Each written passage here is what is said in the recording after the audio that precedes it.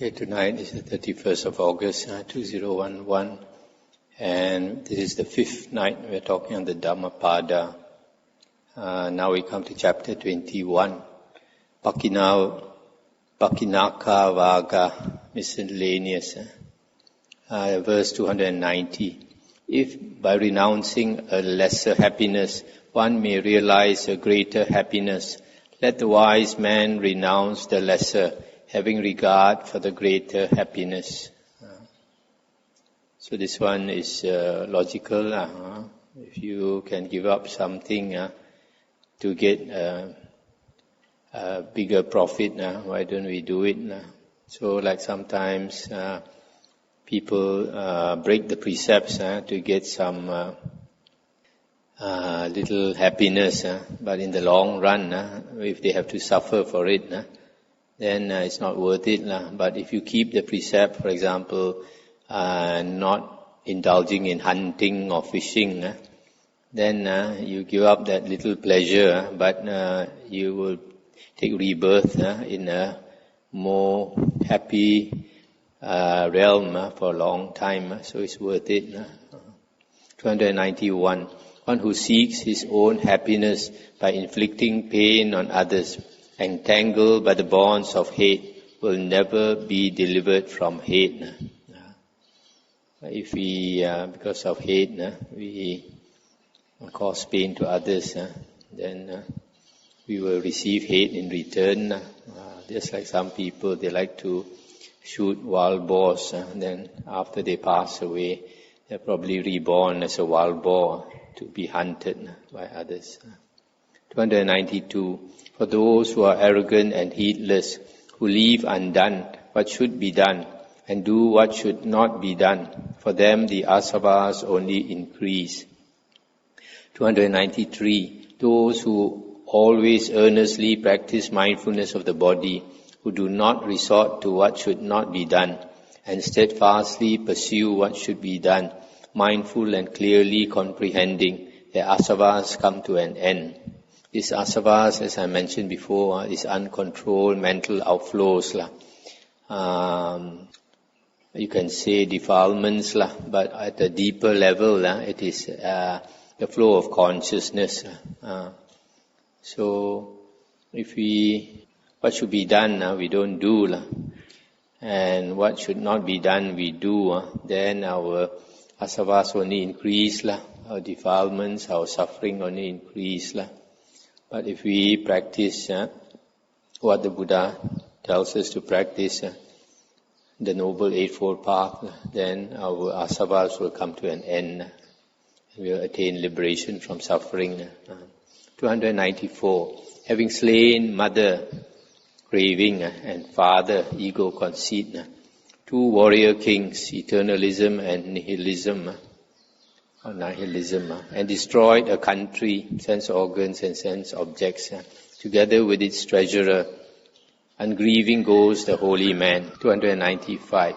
Having slain mother, father, two Brahmin kings, suppose two extreme views, and a tiger as the fifth or as the five hindrances. Ungrieving goes the holy man. So mother is supposed to be craving, and father the ego, conceit. And the two warrior kings, this eternalism and nihilism, the two extreme views prevalent during the Buddha's time. Eternalism means some people believe that they will live forever and ever, even after they die. And nihilism means annihilationist. They believe after death there's nothing left. Everything is destroyed. So we practice the holy path taught by the Buddha, then we cut craving, ego, conceit, the views of eternalism and nihilism, and then overcome our this sense attachment to the sense objects and attachment and lust, etc. And these two Brahmin kings are the two extreme views. These two extreme views, one extreme is self-tormenting, those ascetics during the Buddha's time, they like to torment their own body, practice all the austerities to torture themselves. They think by doing that they will they will get rid of their evil karma. The other extreme is indulgence in sensual pleasure.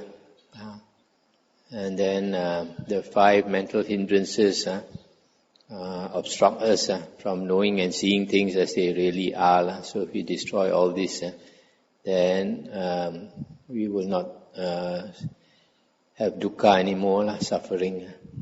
296. Those disciples of Gautama ever awaken happily who day and night constantly practice the recollection of the Buddha. 297. Those disciples of Gautama ever awaken happily who day and night constantly practice the recollection of the Dhamma. 298. Those disciples of Gautama ever awaken happily who day and night constantly practice the recollection of the Sangha. This Buddha, Dhamma and Sangha are the 3 gems, the 3 precious things in our Buddhist religion. So we always recollect these 3 things, always have reverence for these 3 things. 299. Those disciples of Gautama ever awaken happily who day and night constantly practice mindfulness of the body. 300. Those disciples of Gautama ever awaken happily whose minds by day and night delight in the practice of non-harming. 301. Those disciples of Gautama ever awaken happily whose minds by day and night delight in the practice of meditation. This practicing mindfulness of the body, meditation, is what the monks work. Monks should practice to get out of samsara.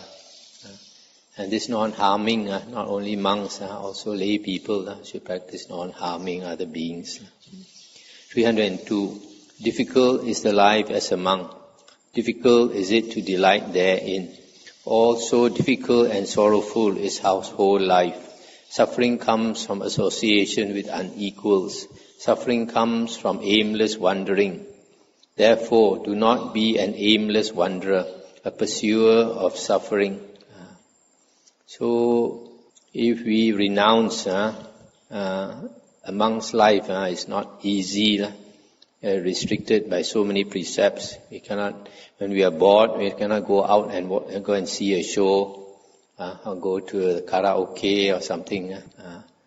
If you are bored, we just have to tolerate it, fight with it. So, especially a new monk, a person becomes a monk, the first 1 year is a lot of suffering. But if the monk is able to practice well, and then his meditation can come together, he gets a lot of happiness from the meditation, and that makes up for all the physical suffering.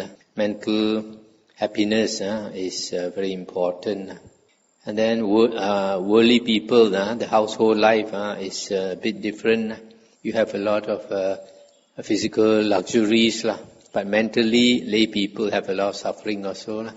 Especially when you work, some people, their work, there's a lot of pressure. Just 2 days ago, one of our friends here who has gone back, he was asking me what to do. He can't sleep.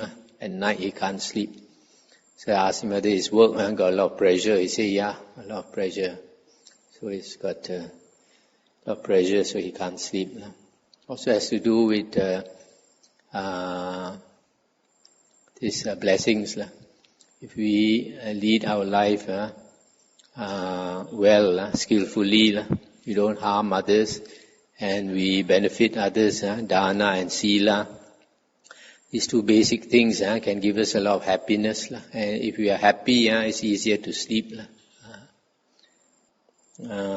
So even lay life, also there is suffering. That's the nature of life in this world. The Buddha says the nature of life is dukkha. You can't run away from dukkha. As long as we have a body and a mind, That basically is the source of our suffering. Body gives us bodily suffering. The mind gives us mental suffering. So we have to... The body suffering, we cannot do anything about it. It's a natural process of aging.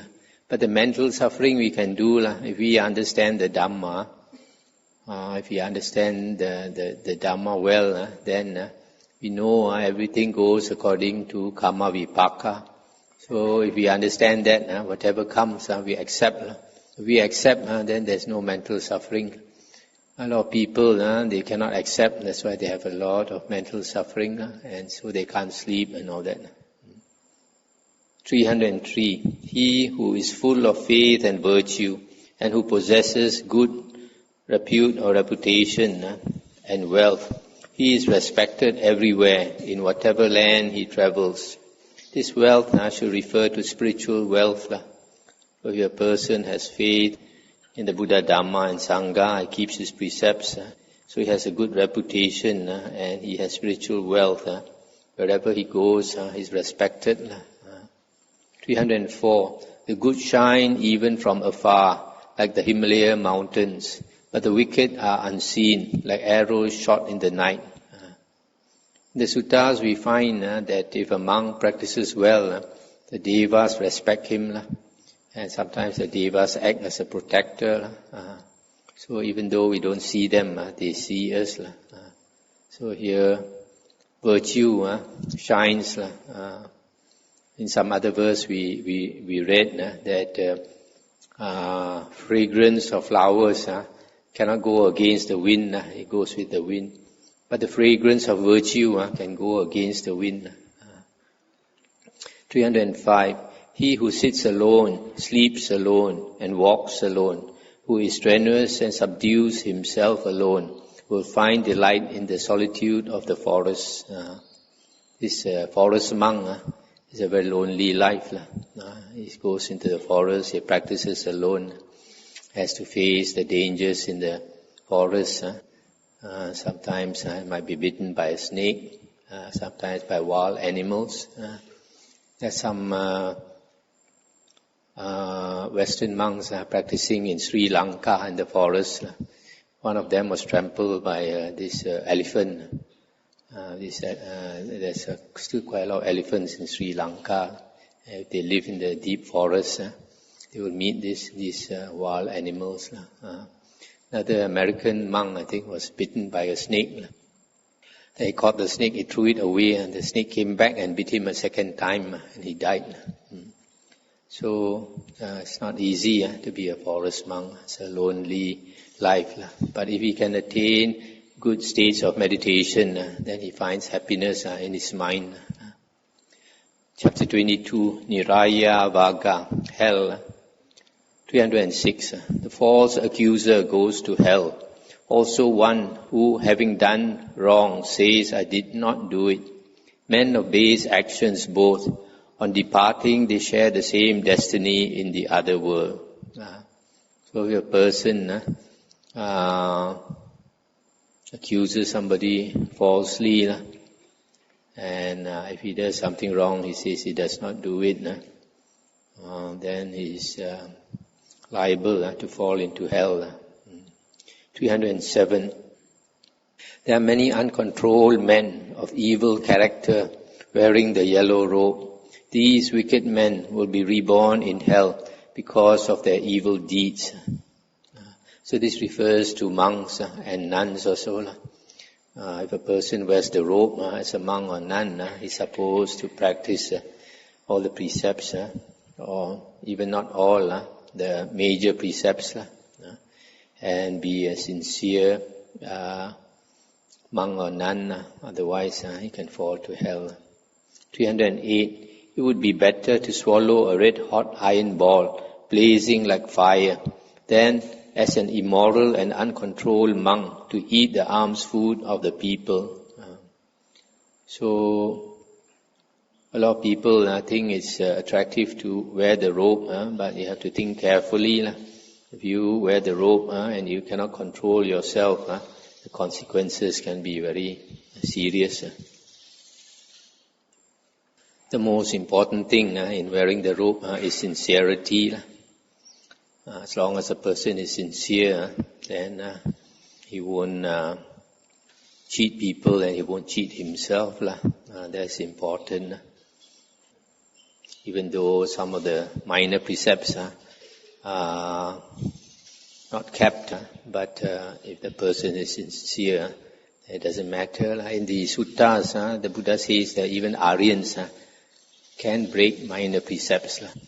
Only thing is when they break minor precepts, they don't hide them. They are very straightforward.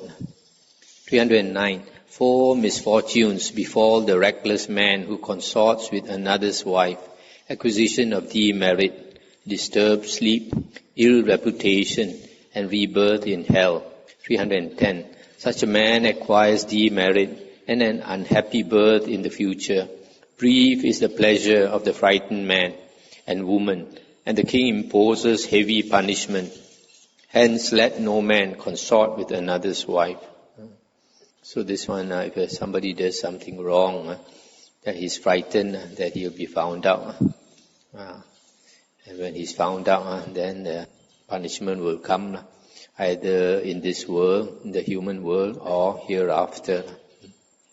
311. Just as kusa grass, wrongly handled, cuts the hand, even so a recluse's life, wrongly lived, drags one to hell.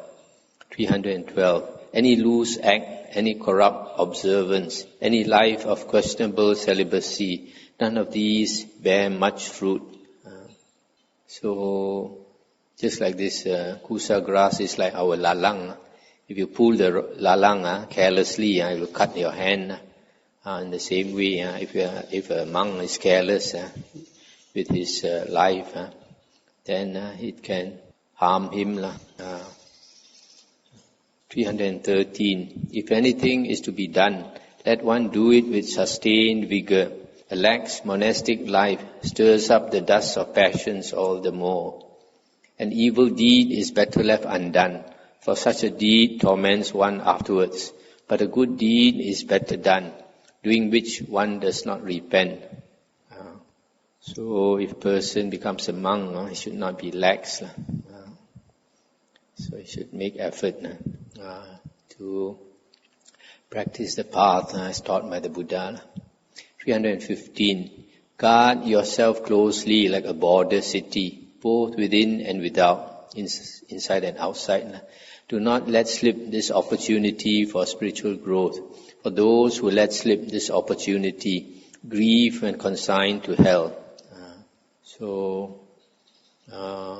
When a person practices the spiritual path, he has to guard inside and outside. Outside means objects of sight, sounds, smells, taste, touch. Has to be careful. And inside is the mind. He has to guard both the outside and the inside, so that they should not allow unwholesome states to arise. 316. Those who are ashamed of what they should not be ashamed of, and who are not ashamed of what they should be ashamed of, upholding false views, these people go to a state of woe. 317. Those who see something to fear when there is nothing to fear, and those who see nothing to fear when there is something to fear, upholding false views, these people go to a state of woe. This being ashamed of what you should not be ashamed of. Sometimes some people, they because of pride, because of ego, if you ask them to do something like what the monks do, begging for food, they feel very ashamed. But cheating people, they are not ashamed because they think nobody sees. But as I said, whatever you do, the devas know. Whatever you do, the ghosts know. You cannot hide. So sometimes, there are some lay people, they follow us on Pindabat. And sometimes we get peculiar people. At one time there was one guy, he went with us Pindabat. And then He was standing at the marketplace. We didn't see him. I don't know where he went. Later we found that he went to hide in the toilet of the coffee shop. He felt so ashamed, standing there with us, begging for the food. He went to hide himself. And nothing to be ashamed of. Although monks beg for their food, we never actually beg, because we never open our mouth. We just give people a chance to plant blessings. We just give people a chance to gain merit by giving. We never ask for anything. So in that sense, it's not begging. So in the same way, something should be feared. Some people don't fear, like breaking the precepts. 318. Those who find fault in the faultless and who find no fault in a fault, upholding wrong views, these people go to a state of woe.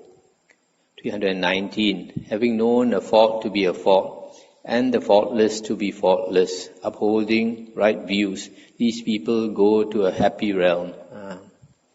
So if a person understands the law of karma vipaka, he has worldly right views. So he can distinguish, he can differentiate what is a fault and what is not a fault. In other words, what is wholesome and what is unwholesome. So if people who don't understand the law of karma vipaka, they have wrong view. When they don't understand this, then they do the wrong things and take rebirth in a woeful plane. Chapter 23, Naga Vaga. This word Naga has basically three meanings. One is the big elephant. Another one is a snake spirit. What we say in Hokkien, we call Chua Chi, Se Ching. So this is one of the heavenly spirits. The third meaning of Naga, sometimes they use the word Naga for a holy man, and that means a hero, or in Chinese we call Ying Xiong. 320. As an elephant in battle withstands arrows shot from bows all around, even so will I endure abuse. There are many indeed who lack morality. 321. A tamed elephant can be led into a crowd, and the king mounts a tame elephant. So too, best among humans is the subdued one who endures abuse. This elephant in India, last time they can train the elephants for the king, train the elephant so well that when he goes into battle, is willing to sacrifice his life for the Mahut, the man who looks after the elephant. And when they are shot by arrows from all sides, they just withstand it. And they are poked with spears and all that, they just withstand it. So in the same way, the Buddha says, if a person practices a spiritual path, he should also be like an elephant, endure all the suffering on the spiritual path, even abuse. Sometimes monks, when we walk on the streets, Pindapat and all that, sometimes some people don't like to see monks. Sometimes they say nasty words. Some people spit, maybe. So we just, as I mentioned before, if wise words are given to us, we can treasure it, we can think about it. But if words from ignorant and foolish people are thrown at us, we just let it go in one ear and go out the other. We don't even think about it. 322. Excellent are well-trained mules, thoroughbred Sindhu horses, and noble tusker elephants. But better still is one who has subdued himself. 323. Not by these mounts, however, can one go to the untrodden land of Nibbana, as one who is self-tamed goes by his own tamed and well-controlled mind.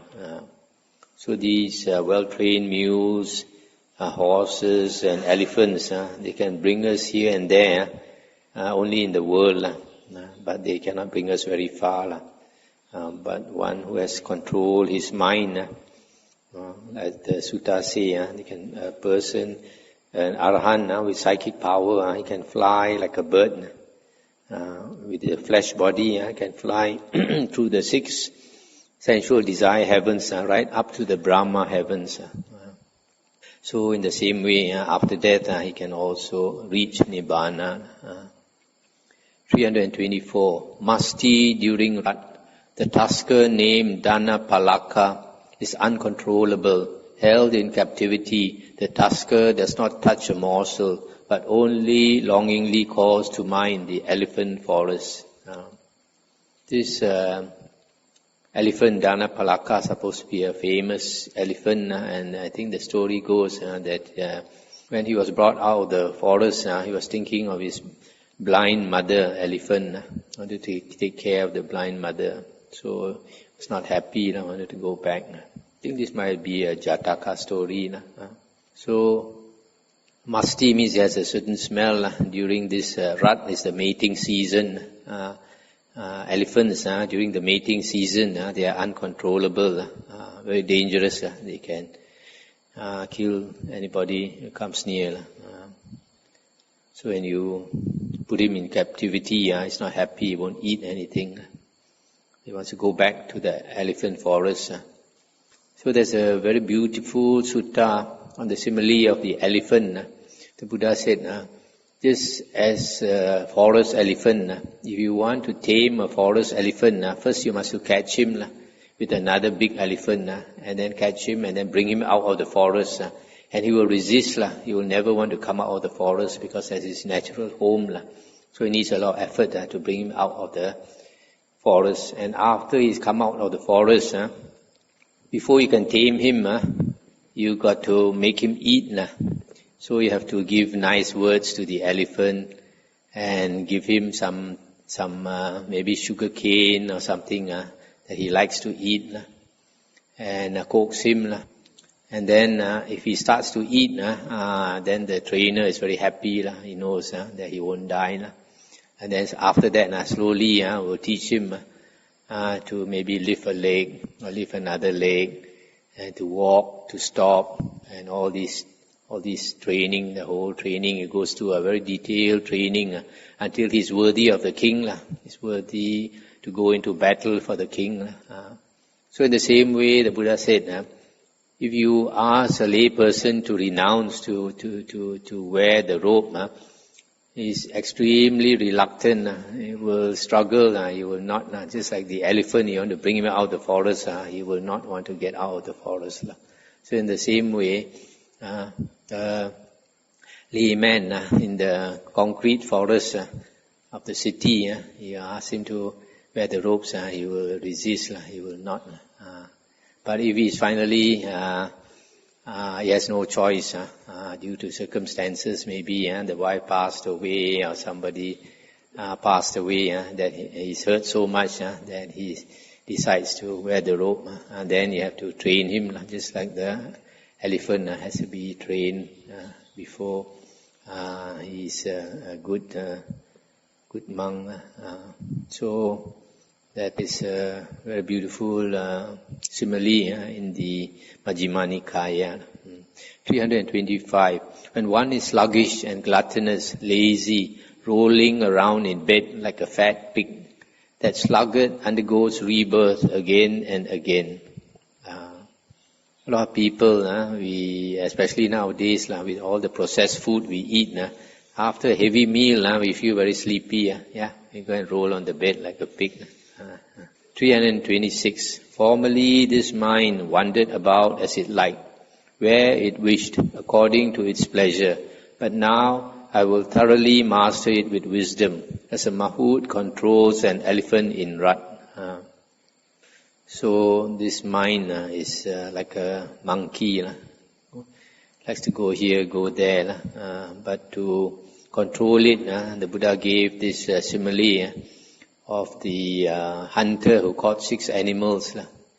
And he tied each of the 6 animals with a rope around the neck. And the 6 ropes he tied into a knot and he let them go. And then the 6 animals were pulled in 6 different directions.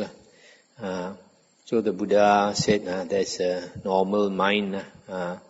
So if we want to tame it, we got to tie it to one post. So in the same way, our mind is like that, always wandering out, wants to wander out through the six sense doors, to see, to hear, to smell, taste, touch, and think. So we have to control it, like controlling an elephant. 327. Delight in heedfulness. Guard well your own mind. Draw yourself out of this bog or swamp of evil, even as an elephant draws himself out of the mud. So we have to practice heedfulness to train our mind to pull ourselves out of this unwholesome habits, this swamp, a bog of evil, unwholesome habits. 328. If for company you find a wise and prudent friend, one who leads a good life, you should overcome all impediments and keep his company joyously and mindfully. 329. But if for company you cannot find a wise and prudent friend, one who leads a good life, then like a king who leaves behind a conquered kingdom, or a lone elephant in the elephant forest, you should go your own way alone. 330. Better it is to live alone. There is no fellowship with a fool. Live alone and do no evil. Be carefree like an elephant in the elephant forest. So this is more for a monk. If we lead the holy life, we want good company, wise monk for company. Otherwise, we want to dwell alone. Even for lay people also, you don't want to mix with fools. 331. Blessed are friends when need arises. Blessed is contentment with just what one has. Blessed is merit when life is at an end. And blessed is the abandoning of all suffering.